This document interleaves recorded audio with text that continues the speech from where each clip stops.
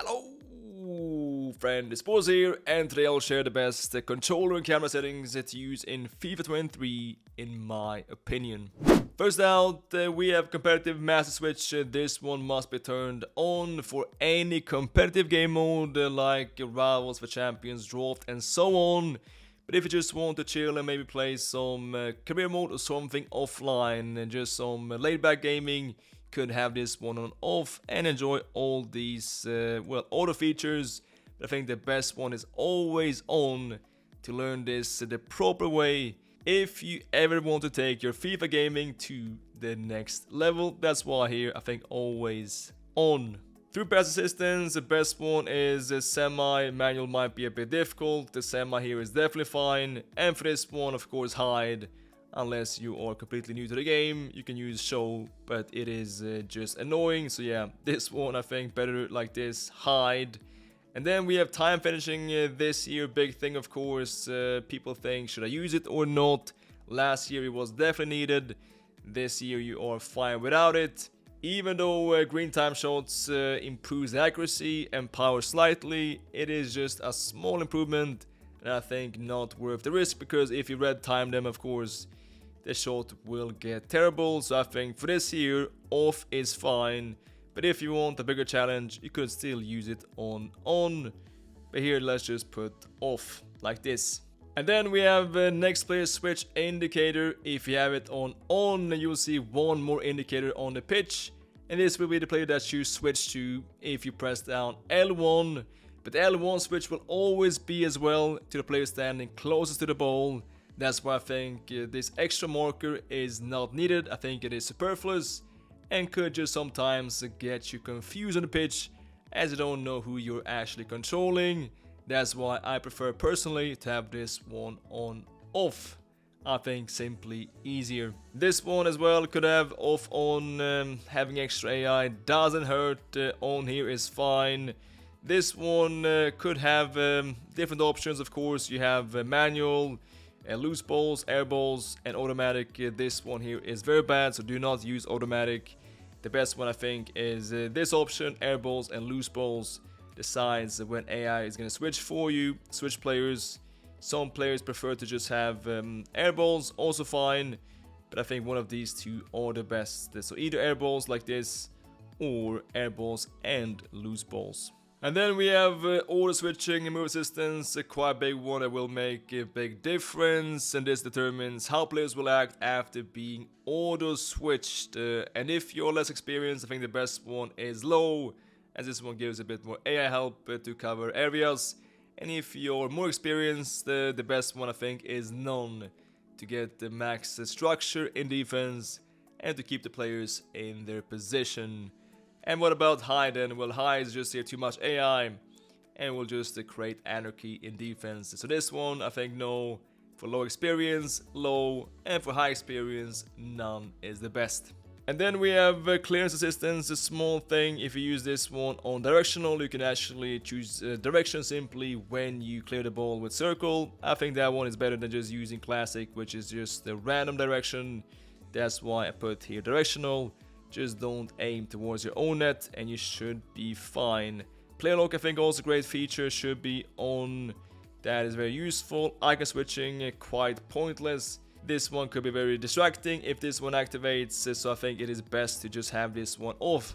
Haven't seen any pros using this feature really. Right stick switching, classic, I think is the best one. We have this here new option, adaptive, and this could switch to a player standing a bit further away by just holding in the right stick, and this concept of course is nice, but on the pitch it just looks terrible. It is glitchy, it is confusing. So yeah, this one I would not use. The best one I think for now by far is still classic. And then rustic reference, either ball or player. I think what makes most sense is player, and this simply determines what is the center point of reference when it comes to switching, and I just think player here makes more sense.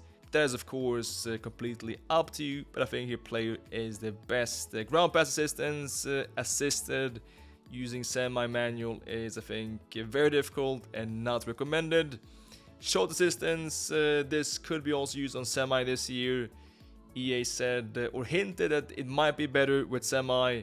You can get more out of the game if you just use here instead semi, but it is also extremely difficult and takes so much practice. But if you want to master this one, you can try it out, but assisted is still so powerful and still so good that I think there is no reason here using semi. Assisted is still fine, and I think if you use semi, you will just put yourself in disadvantage. Then we have cross assistance. You have here manual, I think is a bit too difficult. Semi is great though, but so is also assisted. Both these I think quite equal.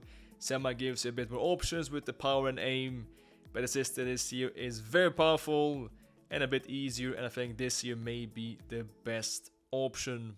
Over to low pass assistance. This year we have one new option, which is semi, which is a hybrid here between manual and assisted. This gives some help here with both power and aim, and I also think that this is the best option this year, and that will give you simply the highest success rate here on semi. And same goes for lob through pass, which is L1 R1 through ball, a bit deeper through ball. Here you cannot even pick assisted, it is either manual or semi. And I think again the best one here is semi. And this one here, don't mind the save assistance, it is not active for you. It doesn't matter what you pick, your keeper will not get better or worse. This is only if you play as a keeper yourself against the AI. Then you can try out some options, but online this one doesn't matter. Then we have Aloe Sprint. This could be both off and on. If you have it on, you could kind of half sprint if you don't press down the sprint button fully, and the more you press it down, the faster the player runs. And on off, you can just press down the sprint button lightly, and the player will still reach here max speed and max effect.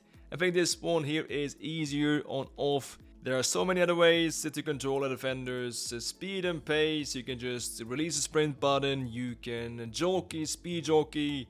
So I think here this extra option and feature is not needed. I think here off is easier to make sure if you press down the sprint button, the player will always reach max speed effect. And then we have a pass receiver lock that determines when the game will pick up your left stick input when it comes to passing. And if you play with a bit higher ping, you could try out these ones here, animation start or power up, but I think the best one is late here. If you have less than 40 ping, this one for sure is the best, so you can decide late where to make this pass, and gives you the chance of course to divert in the last moment if you notice that the opponent is about to read your pass.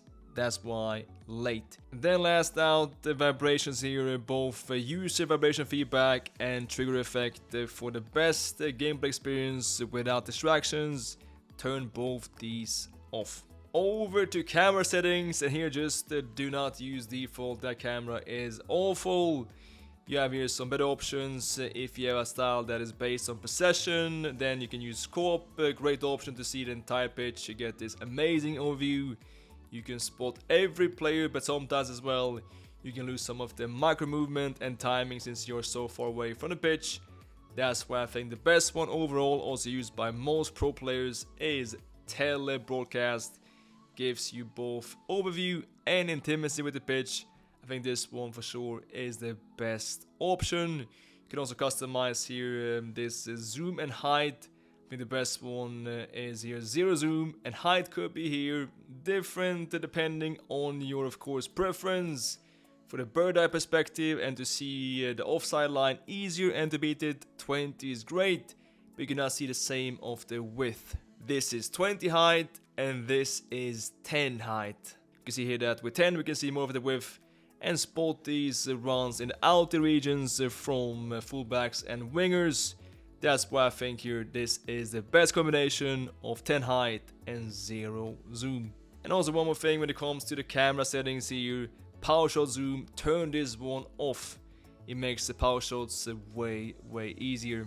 And last thing here is the HUD. Instead of just seeing the opponent's gamer tag, that is pointless. Put this instead on player name and indicator, and player name to see who is on the ball. which could be sometimes hard to see, but is indeed some very valuable information. Alright, that is it for today. Hope you enjoyed this video and found it useful. Good luck with your gaming, and hope to see you guys again tonight for the RTG. Thanks so much for watching.